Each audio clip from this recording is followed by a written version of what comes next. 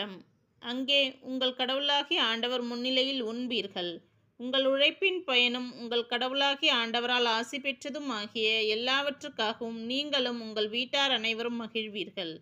இந்த நாள்களில் இங்கே நாம் செய்வது போல ஒவ்வொருவரும் தம் பார்வையில் சரியென தோன்றுவதை செய்ய வேண்டாம்.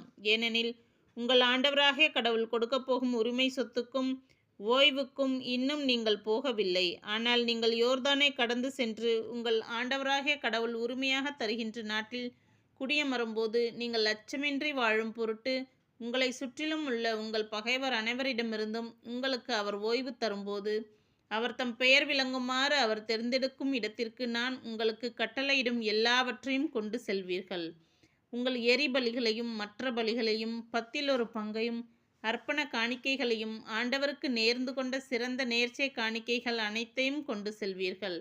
நீங்களும் உங்கள் புதல்வரும் உங்கள் புதல்வியரும் அடிமைகளும் அடிமை பெண்களும் உங்கள் கடவுளாகிய ஆண்டவர் முன் அகமகிழ்வீர்களாக. தங்களுக்கென தனிப்பங்கோ உரிமை சொத்தோ இல்லாவிடில் உங்கள் நகர்களில் உள்ள லேவியரும் அவ்விதமே மகிழ்வார்களாக. கண்ட இடமெல்லாம் உங்கள் எரிபலிகளை செலுத்தாதபடி கவனமாயிருங்கள். ஆனால் உங்கள் குலங்களுள் ஒன்றில் இருந்து ஆண்டவர் ஓர் இடத்தை தெரிந்தெடுப்பார். அங்கே நீங்கள் உங்கள் எரிபலிகளை செலுத்துங்கள். நான் உங்களுக்கு கட்டளையிடும் எல்லாவற்றையும் அங்கே நிறைவேற்றுங்கள். ஆயினும் உங்கள் கடவுளாகிய ஆண்டவர் உங்களுக்கு அளித்துள்ள ஆசிக்கு ஏற்ப உங்கள் நகர்களில் உங்கள் விருப்பப்படியே விலங்குகளை அடித்து உண்ணலாம்.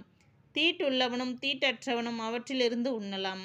பெண் மானையும் கலைமானையும் உண்பது போல் உண்ணலாம். இரத்தத்தை மட்டும் அருந்த வேண்டாம். தண்ணீரை ஊற்றுவது போல அதை தரையில் ஊற்றிவிடுங்கள். உங்கள் விளைச்சலின் 10 பங்கிலிருந்தோ திராட்சை ரசத்திலிருந்தோ ஆடு மாடுகளின் தலையீற்றுகளில் இருந்தோ நீங்கள் நேர்ந்து கொண்ட சிறந்த நேர்ச்சை காணிக்கைகளில் இருந்தோ உங்கள் தன்னார்வ பலிகளில் இருந்தோ உங்கள் அர்ப்பண பலிகளில் இருந்தோ எதையும் எடுத்து உங்களது நகரில் உண்ண வேண்டாம்.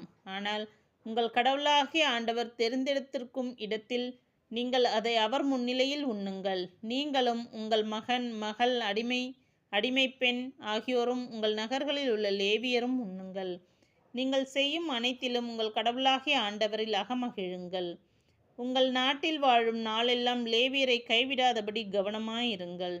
உங்கள் கடவுளாகிய ஆண்டவர் உங்களுக்கு வாக்களித்தபடி உங்களது எல்லையை விரிவுபடுத்தும் போது நீங்கள் இறைச்சி உண்ண விரும்பி நான் இறைச்சி உண்பேன் என்றால் நீங்கள் விரும்பிய அளவு உண்ணலாம். அவர் தம் பெயர் விளங்குமாறு ஆண்டவர் தெரிந்தெடுத்திருக்கும் இடம் உங்களுக்கு வெகு தொலைவில் இருந்தால் அவர் உங்களுக்கு கொடுத்துள்ள ஆட்டையோ மாட்டையோ நான் உங்களுக்கு விதித்துள்ளபடி உங்கள் நகரிலேயே அடித்து நீங்கள் விரும்புவது போல் உண்ணலாம். பிணை மானையும் கலைமானையும்